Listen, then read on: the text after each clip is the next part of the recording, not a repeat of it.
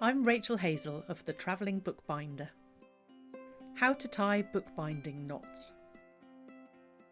Knowing a few knots makes me feel like a competent, capable, self-sufficient kind of person, someone who could hold their own at a regatta or a rodeo, for example.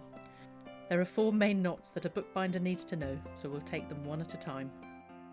A reef knot is also known as a square knot or a double knot, and it's an excellent all-purpose neat knot to know, as it lies flat and puts an even tension on the 2 threads being joined. Do you remember being taught right over left and under, left over right and under when you were learning to tie your shoelaces? Take the 2 ends you wish to join together. Tie a right-handed overhand knot, followed by a left-handed overhand knot. Pull the ends tight. A reef knot is not to be confused with a granny knot, which is formed if you tie 2 overhand knots with the same hand and is not so secure, and it doesn't lie flat, so don't get them muddled up. Use this knot when tying off the pamphlet stitch binding, for example, as seen in Bound 15 Beautiful Bookbinding Projects. A kettle stitch is used to attach one signature or folded section to the next, with one such knot at each end.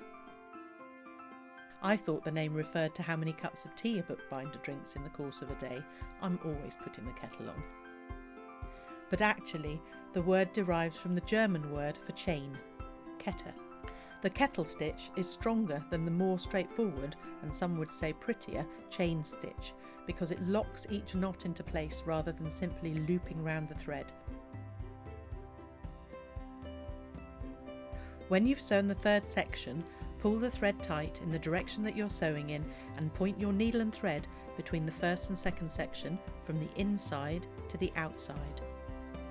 Pull the thread through until you have a small loop left.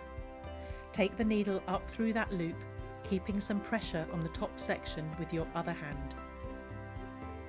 Pull the knot closed, then jiggle the thread up and down to tighten. To complete a binding, when all sections have been sewn, tie 2 kettle stitches on top of one another. You can use the kettle stitch to sew together a small chunky book.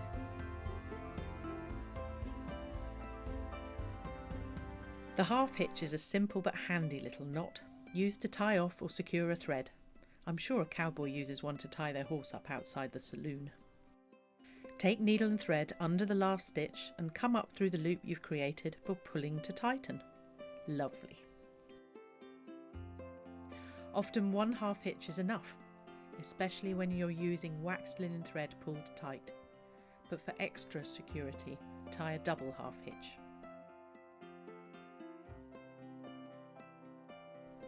A weaver's knot is used to join 2 threads together. It's perfect for the job, as you can position the join exactly where you want it to go. And being the strongest and smallest knot gives it kudos as well. Some people call it a sheet bend. I'm going to show you with 2 different coloured threads.